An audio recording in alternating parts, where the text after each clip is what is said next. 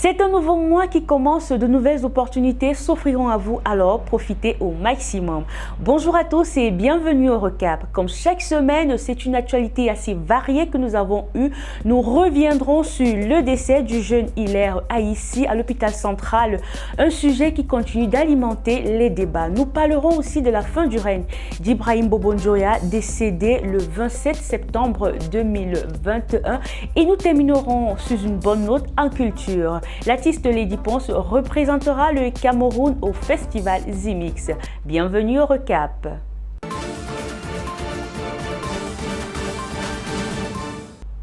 L'hôpital central de Yaoundé est sous les feux des projecteurs. Cet établissement hospitalier est soupçonné de trafic d'organes. Comment en est-on arrivé là?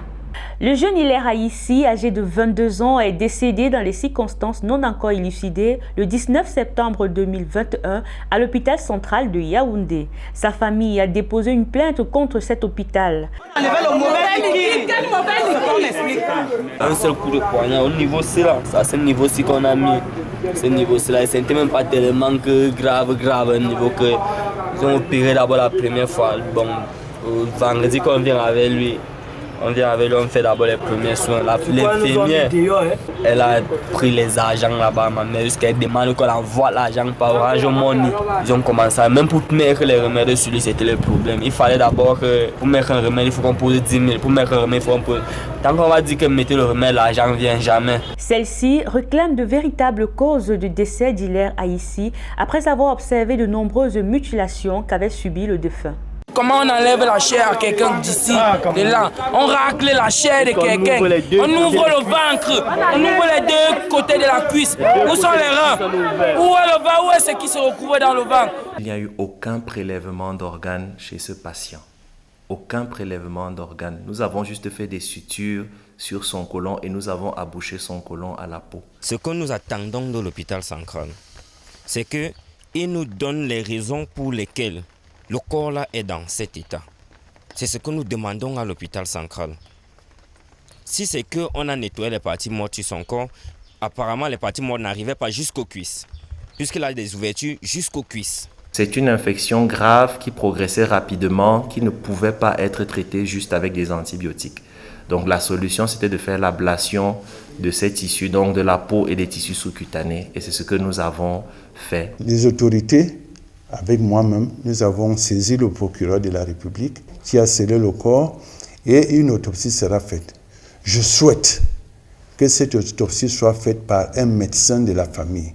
Le 29 septembre 2021, le ministre de la Santé publique a rendu visite à la famille du jeune Hilaire Aïssi pour leur apporter son soutien et présenter ses condoléances.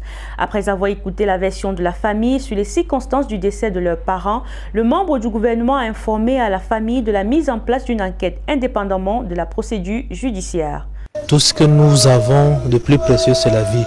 Et nous sommes appelés dans le secteur de la santé à donner la vie, à sauver des vies. Et c'est pour cela que nous sommes venus présenter dans cette démarche républicaine qui devait être celle de tout le monde. Nous sommes venus présenter notre condoléance à la famille pour cela, les exhorter à collaborer dans le cadre de l'enquête que nous avons mis en place pour la manifestation de la vérité.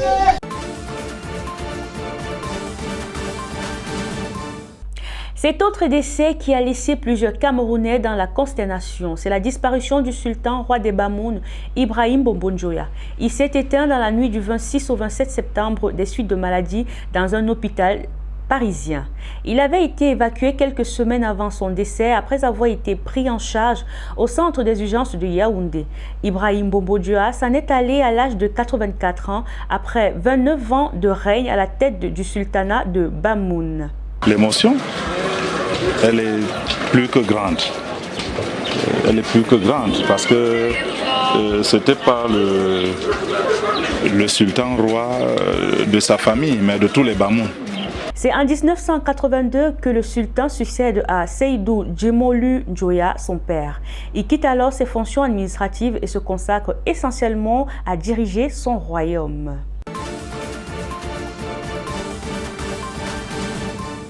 Cette actualité qui n'est pas passée inaperçue cette semaine, c'est la rumeur sur une augmentation du prix du gaz domestique dès ce 1er octobre 2021. Si on augmente avec l'argent qui est dû là, On ne peut pas s'en sortir. Nous sommes habitués à payer le gaz à 6500. Face à la rumeur persistante, le ministre du Commerce, Luc Magloire Mbarga Tangana, a fait une sortie le 28 septembre pour démentir cette rumeur. Le ministre du Commerce a déclaré, je cite, « Une prétendue information relayée par les réseaux sociaux fait état de l'augmentation du prix de la bouteille de gaz domestique à 7 300 francs pour les uns et 7 310 francs pour les autres à compter du 1er octobre. » Le Mincommerce tient à démentir fermement cette fausse information qui participe des manœuvres visant à manipuler l'opinion pour des fins inavouées.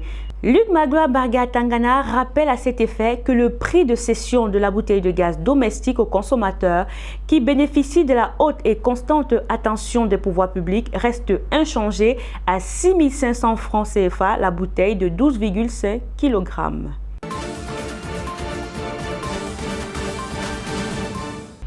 À présent en culture, l'artiste ténor a obtenu la liberté provisoire le 27 septembre dernier. Il avait été arrêté le 30 juillet dernier suite à son accident de la circulation qui a coûté la vie à Eric Amolium, une de ses fans.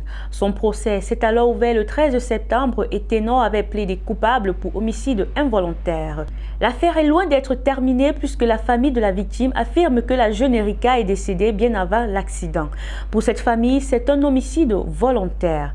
L'affaire qui va se poursuivre le 27 octobre prochain avec un Ténor qui comparaîtra libre. Une situation qui ne fait pas plaisir du tout à la famille de la défunte.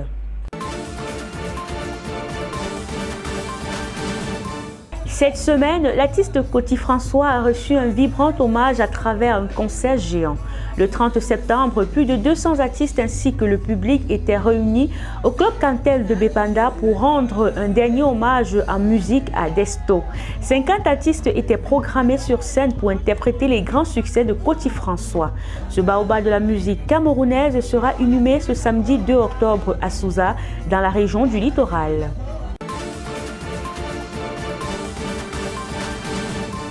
On termine sur cette bonne note. Le Cameroun sera représenté à Lausanne ce week-end.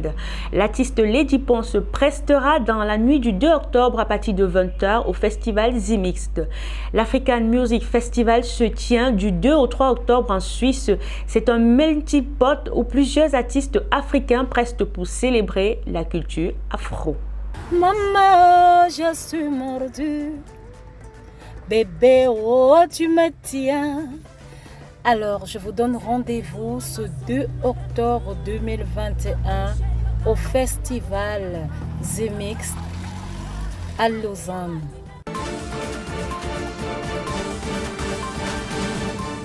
C'était un plaisir d'être à votre compagnie. Portez-vous bien. À très bientôt.